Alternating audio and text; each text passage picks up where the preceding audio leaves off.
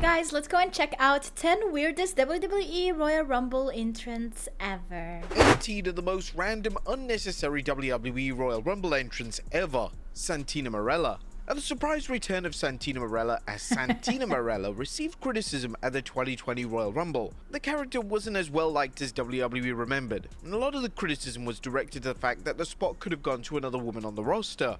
Granted, it was an odd fit in the match, especially with WWE being so far away from parody characters of this nature, but according to Marella himself during an interview with Back Sports page, he had reservations about bringing the character back. Talent Relations called me and asked if I was available. I said sure because of my past significant Royal Rumble moments. In the beginning, I wasn't too sure about coming back as Santina, but it was whatever they wanted, so I was going to do it to the best of my ability. 2 days before I actually got sick and I decided to tough it out just to get through the day, but it was a good moment overall. Marella would just last 1 minute in the Women's Rumble before opting for a self-elimination. Ricardo Rodriguez at the 2012 Royal Rumble was the definition of a lackluster Rumble match. The match lacked any concrete storytelling and almost every surprise entrant was underwhelming. One of the surprise entrants that WWE believed were pop fans was Ricardo Rodriguez. Rodriguez was of course the personal in-ring announcer for former WWE champion Alberto Del Rio, and WWE's grand idea was to have him dressed as Del Rio and enter the match via the use of Del Rio's luxury car. But this surprise entrant was a complete waste of time, and the spot had grown stale after a few seconds. The spot was no doubt designed to make Vince McMahon laugh, and we all know that the former WWE chairman has questionable comedic tastes. Rodriguez would last just over 2 minutes before being eliminated by Santina Marella. Michael Cole. Speaking of the 2012 Royal Rumble, one of the other surprise entrants was Michael Cole. My God, Cole had dominated airtime the year prior, and Cole had even received a WrestleMania match against Jerry the King Lawler. And nobody was crying out for Cole to make a cameo in the match, and the WWE had moved away from Cole being an on-air character during this time, so it just felt like a major step backwards. Cole would enter in his infamous orange singlet, and he would have an exchange with Karma before being eliminated by fellow commentators Jerry Lawler and Booker T. What's going on? Vicky Guerrero. And the inaugural Women's Royal Rumble would take place in 2018, and WWE did a great job in honoring the women of the past with numerous surprise entrants. One of the more polarizing entrants was Vicky Guerrero, who would enter the match screaming, "Excuse me!" over and over again. Whilst Guerrero received a great reaction, Guerrero wasn't a wrestler and she obviously wasn't going to take any big bumps. The spot could have been given to another wrestler on the roster or even another legend, but the WWE clearly wanted to honor the former general manager, Jonathan Coachman. During the Ruthless Aggression era, WWE were just obsessed with having Jonathan Coachman as an on-air heel. Coachman initially started in WWE as a backstage interviewer and commentator, yet in 2003, Vince McMahon decided that Coachman would be a solid presence as an on-screen heel. Although WWE had an insanely gifted roster in 2005, they decided to give one of the spots in the Royal Rumble to Coachman. That's the worst. It's unclear what the aim of this was, but it's possible that one of the aims was to influence fans into accepting him as a credible threat. Coachman, who wasn't even an actual wrestler, lasted 14 minutes in the match, which made everyone else look like complete fools. He would eventually be eliminated by the Nature Boy Ric Flair, but booking him to last that long was just nonsensical. To make things worse, the following year, WWE would yet again give Coachman a spot in the matchup. I mean, he's the coach. He would last just 30 seconds before he was unceremoniously dumped out of the match by the Big Show, Ernest Miller. Ernest Miller is mostly known for his run in WCW, yet his WWE run saw him have a number of matches, and he even made a bizarre comedic appearance in the acclaimed 2004 Royal Rumble. Miller entered at number 18 along with his manager Lamont, and he entered the ring to Chris Benoit and Randy Orton both being down. And instead of taking advantage of the situation, Miller and Lamont decided to dance to Somebody Call My Mama. Benoit and Orton would then recover and proceed to gate crash the dance break, eliminating Miller in the process. Whilst this was a silly and random entrant, the 2004 had a serious tone throughout, as there were numerous intense storylines at play, therefore it made sense to break up the action with a few minutes of comedic antics.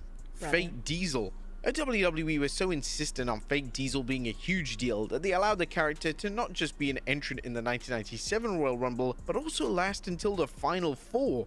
Even the most casual WWE fans knew that this wasn't the real Diesel, yet WWE just treated the audience like idiots for months on end. We also won't forget mentioning the fake Razor Ramon which entered the match. As everybody knows by now, Scott Hall never entered the Royal Rumble, but Razor Ramon did.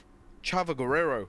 Now, of course, before you call us out on this one, Chavo Guerrero isn't a bizarre wrestler as such entering the Royal Rumble. But when the WWE relaunched the ECW brand, they decided to present and market the ECW title as a world title. When The Undertaker won the 2007 Rumble, one of the options for him at WrestleMania 23 was Bobby Lashley, who was the reigning ECW World Champion. Over time, as WWE gradually lost interest in the ECW product, the labeling of the ECW World title began to fade away, and one specific entrant in the 2008 Rumble from Madison Square Garden made it obvious that the ECW title was no longer a world title in WWE.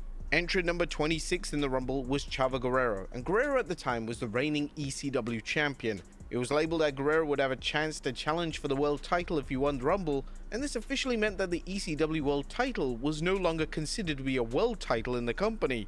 For the loyal fans of ECW, this was a disappointing way to find out that the ECW title was no longer a world title.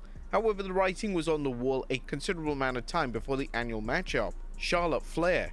Now again, not exactly a strange entrant, but the active reigning world champion entering the Royal Rumble isn't a new concept, and it was done extremely well when Brock Lesnar did it in 2020. When Lesnar entered the match as WWE champion, it was a welcome yet bold addition to the matchup, and it helped set up his eventual WrestleMania 36 matchup against Drew McIntyre. But when it came to the Women's Rumble in 2022, WWE decided to have Charlotte Flair in the match as the reigning SmackDown Women's Champion. Flair's promo explaining her involvement in the match was insanely weak, and it was obvious that WWE just wanted her on the show in some capacity. Whilst Lesnar's involvement in 2020 managed to elevate the names of the match, as well as the quality of the match itself, the same can't be said for Flair, as her appearance lacked any weight and fans don't even remember her entering the match as an active champion, which is never a good sign. Flair would last over 30 minutes in the match before being eliminated by the winner and Flair's subsequent WrestleMania opponent, Ronda Rousey. Carlos Colon. Back to getting the weird again.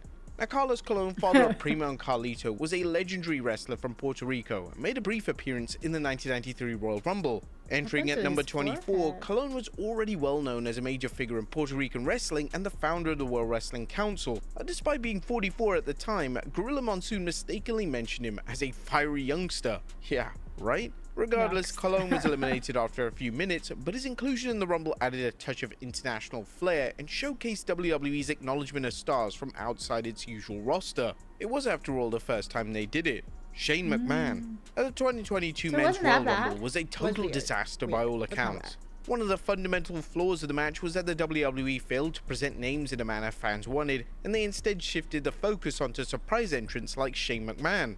Whilst McMahon was a nice addition to the match, he was literally presented as the biggest star in the entire match, which was a spit in the face to all the active talent and wasn't a great look for the modern day roster. McMahon's involvement was unique mainly because WWE literally went the extra mile in their booking of him, and it later surfaced that the former European champion had a significant say in his elite presentation in the matchup. It was reported by several outlets that McMahon was actively pushing to be the center of attention. One pitch from McMahon was that he would enter the match at the number 1 position.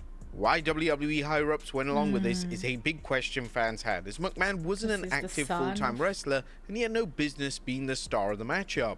McMahon's unprofessional behavior and booking didn't just upset the fans, as it infuriated major players in the match such as Brock Lesnar, and getting on the wrong side of Lesnar is never a good idea. Lesnar was picked as the eventual winner of the match, yet all anyone could focus on was McMahon's superior booking and the dire quality of the match. Even Vince McMahon had enough of the boy wonders antics, and in a surprising move, he decided to outright fire his own son for his behavior.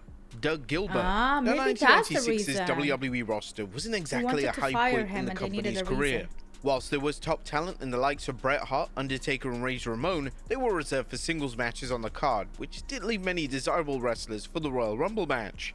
Outside of Shawn Michaels, Yokozuna, Diesel, Vader and the British Bulldog, there really weren't many to pick as a winner to go on to WrestleMania and challenge Bret Hart for the championship. I mean, could you really see Aldo Montoya going for the gold? So in order to pad it out, Vince looked towards Memphis's USWA territory and handpicked a legend. Well, more like a brother of a legend with Doug Gilbert, brother of Hot Stuff Eddie Gilbert. Gilbert came out to zero fanfare and would have a poor performance, only lasting 3 minutes before being dumped out by Vader. Dory Funk Jr. I remember when WWE made fun of WCW for using old has-beens of the past in the Billionaire Ted skits. Well, WWE should have practiced what they preached, as the 1996 Rumble had another odd entrant in Dory Funk Jr., who was fresh and fit at the age of 54 years old. Now all Fresh and credit to Dory fit. Funk Jr. He still had a decent showing, lasting 10 minutes, and between that having a short scuffle with veteran Bob Dude, 10 minutes Backlund for him is before like being an hour dumped and a out by half. Savio Vega. Quite a return to the company after 10 years. The squat team. Good grief, looking back on the 1996 Rumble really had some oddballs, and to continue that streak were numbers 15 and 16 respectively, the squat team member A and B. Yep, creative really seemed lazy on that one. But this was a pairing of Victor Emmanuel Santiago, who had Like, wrestled how in much Japan, character do you Mexico, wanna and the have US in as your a dominant team? pairing. The trouble is that many, like a handful of the WWE Royal Rumble entrants of that year, the audience at the time had What no is idea that? who they were, and simply served as cannon A fodder to sumo? both Vader and What are Yokozuna, they who called? managed to Sumo? eliminate the tag team Sumo in less than wrestler 2 fighting? minutes. Oh. Dick Murdoch. Boy, A if you Rumble thought Sumo edition. 1996's Royal Rumble roster was bad, there's the it was clown. nothing on the year before that. Quang, Mantar, Duke Drosy, and Adam Bomb. There should have been a Power Rumble Rangers labeled as the too. lower mid-card Rumble. WWE dug deep into the barrel of randomness to bring in known racist and KKK member Dick Murdoch. After 10 years of being away from WWE, Murdoch returned at number 27 to a 10 fairly decent years? reaction and just managed to last 5 minutes. Tom Brandi. Oy. The 1998's Royal Rumble was memorable for several reasons. Stone like Cold Toy Steve Story. Austin and now joined Shawn Michaels and Hulk Hogan as a back-to-back winner. The Rock put in an incredible Iron Man-like performance. Okay. Terry Funk brought out a chainsaw, and Mick Foley Oy. managed to enter the Rumble 3 times Oy. under 3 different personas. However, with way. all that, let's never forget the They did fighting that? spirit of the real Italian Tom Brandi, Okay. formerly Salvatore Sincere, who was in it to win it, but sadly only lasted 12 seconds, making his only Rumble appearance a lackluster one. AAA wrestlers. WWE was really trying to recover from its mid-90s slump, and while they had a true star in the making of Stone Cold Steve Austin, they still needed to pad out the Rumble. Thus, Vince McMahon had the idea of bringing in a slew of AAA wrestlers with which they had a short partnership with at the time. As well as a 6-man tag featuring the Latin stars, a WWE inserted Piroth, Cybernetico, Latin Lover, and Lucha legend Mil Mascaras. Whilst the others understood the format of the Royal Rumble, Mascaras wasn't a fan of losing any matches, including the Rumble itself. Yeah. Bruce Pritchard recalled how he was a polite gentleman backstage, but wasn't in favor of jobbing to anybody, thus he eliminated himself. And Oy. Hiroki Sumi. Whilst the greatest Royal Rumble isn't normally considered to be part of the Royal Rumble's history, 50 how can we not do man? this list without the mention of Hiroki Sumi? The former sumo wrestler made his one and only time appearance in the biggest Royal Rumble to date, entering at number 7. And despite his size and power, can't Hiroki only even lasted walk. 46 seconds after being eliminated by Mark Henry. Now, the Saudi Sports Authority did request Yokozuna for the match, but under the circumstances, we believe that this was the best that WWE could have done as a replacement. But there you have it, folks. Be sure to leave your comments down below. I'll see 50 you next time members with Royal some more Rumble? I didn't wrestling know that existed. content. How was that? Let me know in the comments. I feel like I want to watch it. It sounds epic on picture, you know, like more wrestlers, more fun, right? But also like the quality, the storytelling, the investments into all of the characters. You sure like 47 seconds with 50 wrestlers on a Royal Rumble that lasted what? The match maybe lasted 1 hour. Like, I don't know. It would be hard because you have 50 entrants. You have like 50 minutes, right? At least. Like, I don't know. It would be brutal.